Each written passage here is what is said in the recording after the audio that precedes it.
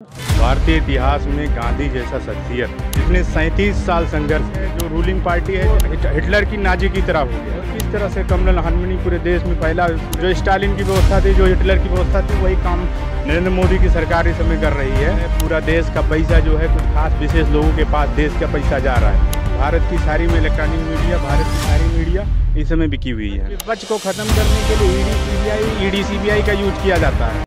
नमस्कार दोस्तों, आज 30 जनवरी है और क्या कहते हैं, आज के ही दिन गांधी जी की हत्या कर दी गई थी। हमारे साथ में डॉक्टर वकार हैं जो KGMU यूनिवर्सिटी से प्रोफेसर है, तो उनसे हम बातचीत करेंगे गांधी के विचारों को लेकर। सर, क्या कहना चाहेंगे आप गांधी जी के विचारों को लेकर? भारतीय इतिहास में गांधी जैसा शख्सियत, गांधी जैसी पर्सनालिटी, भारतीय इतिहास में कोई नेता ऐसा नहीं हुआ जिसने 37 साल संघर्ष किया।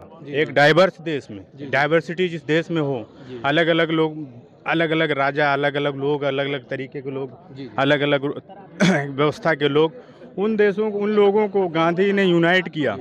उस यूनाइट में उनको 37 साल संघर्ष में लगा। आज विपक्ष कमज़ोर है। आज जो विपक्ष है, जो रूलिंग पार्टी है, जिस तरह से जनता ने उनको मैंडेट दिया 2014 में, अब उनका जो सिस्टम है वो अब वो हिटलर की नाजी की तरह हो गया।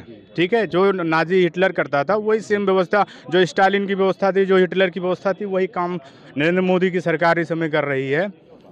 मैं आपसे एक चीज़ कहना चाहता हूँ कि जर्मनी की एक दार्शनिक थी हन्ना अरेंट, उसने कहा कि सर्वाधिकार कितना डेंजरस चीज़ है, टोटलिटेरियम कितना डेंजर चीज़ है। सर्वाधिकार देश में अगर फिर से आ गया, सर्वाधिकार जो आइडियोलॉजी होती है, जो डिक्टेटरशिप होती है, वो आपके एक तो पूरे सिस्टम, पूरे व्यवस्था को ख़त्म कर देगी। ना आपकी आवाज़ रह जाएगी, ना विपक्ष रह जाएगा, ना देश की जनता में कोई भी आवाज़ करेगा, उसका कोई सुनवाई नहीं होगी।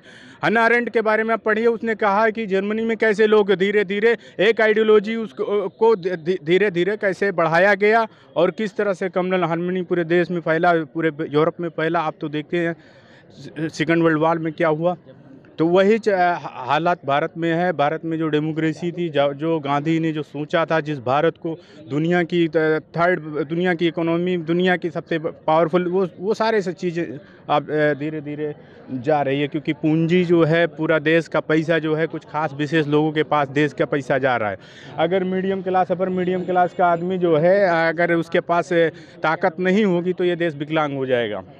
तो इसको रोकने का क्या उपाय है सर आपके पास? हम ये कहना चाहेंगे कि जनता अवेयर हो जाए। जनता जितना जागरूक होगी, जनता को जो चीज़ दिखाए। जनता पढ़ी लिखी नहीं है, जनता मीडिया के जरिए अपना विचार बना लेती है। मीडिया इस समय, देखिए, मीडिया इस समय विकलांग हो गई है। मीडिया का जो मीडिया का जो काम है वो मीडिया कर नहीं रही है। भारत की सारी में इलेक्ट्रॉनिक मीडिया, भारत की सारी मीडिया इस समय बिकी हुई है।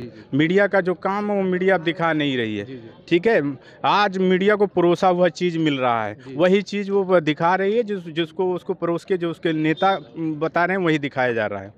ठीक है, देश में जो हालत है, देश की जनता, देश की को समझने का टाइम है। अगर देश ने इस समय कदम नहीं उठाया तो ये हमारा देश बहुत पिछड़ जाएगा।